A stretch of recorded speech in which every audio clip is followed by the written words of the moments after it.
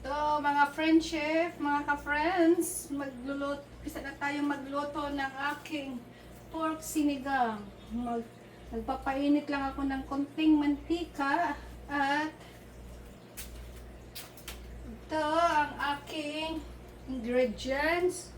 May luya, bawang na marami at saka sibuyas na madami.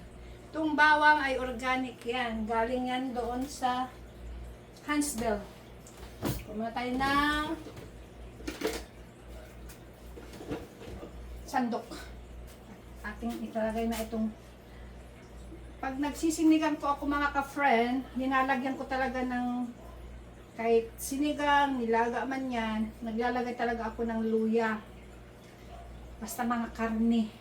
Kasi ano din yan siya, pangdagdag na, pangtanggal din yan siya ng lansa. Kahit isda. Pag nagluluto ako, mga ka-friend, nilalagyan ko talaga yan ng luya. Ito, lagay muna natin yung luya. Oh, yan, mainit na. Isa lang natin ng kaunti.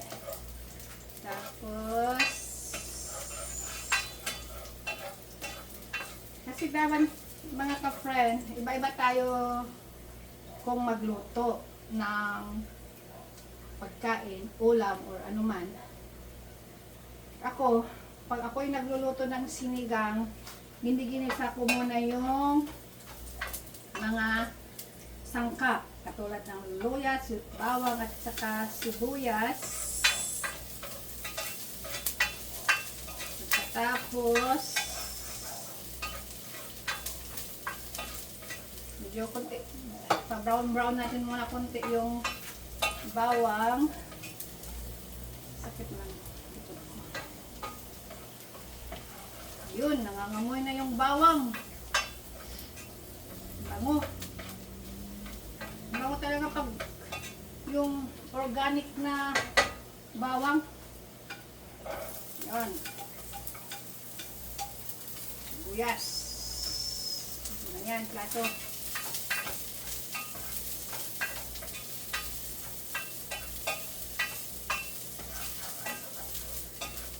Iba naman na nagsisinigang, nilalagyan nila ng kamatis. Ako, ayaw ko ng may kamatis. Kasi maganda sana kung may kamatis, pangdagdag na yan siya ng pangpaasim.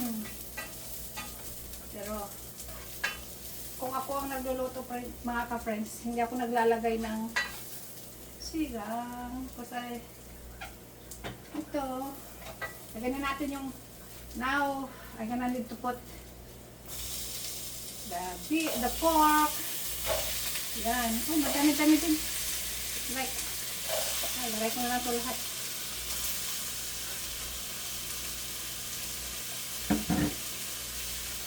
Yan. Lapit natin yung ano, para makita nyo yung ating niluto. So,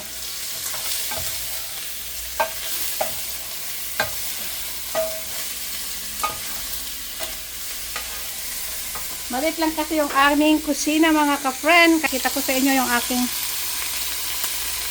ito. Isahin ko muna ng ganito hanggang medyo tostado kaunti yung karne. Saka ko lalagyan ng sabaw para palambutin yung baboy. Okay mga friends, kamaya pag malapit na ito maluto ay lumambot yung aking karne, update ko kayo. Okay mga ka-friend, kita-kits tayo mamaya. See you later mga ka-friend. Shout out lahat sa mga nanonood sa aking YouTube channel.